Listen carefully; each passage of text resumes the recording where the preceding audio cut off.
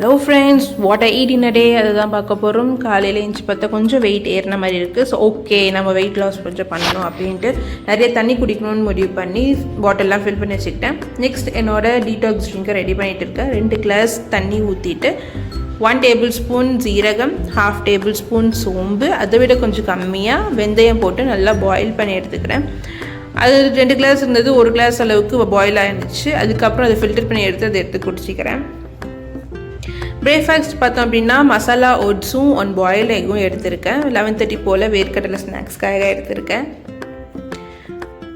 தண்ணி எவ்வளோக்கு எவ்வளோ குடித்து நம்ம ஹைட்ரேட் பண்ணிக்கிறோமோ அவ்வளோக்கு எவ்வளோ நம்மளுக்கு நல்லது.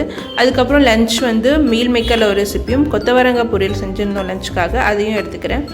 ஈவினிங் போல் ஒரு க்ரீன் டீ, டின்னருக்கு கோதுமை தோசை, அதுக்கப்புறம் சட்னி சாம்பார். அவ்வளோதான். இன்னொரு vlogல சந்திப்போம்.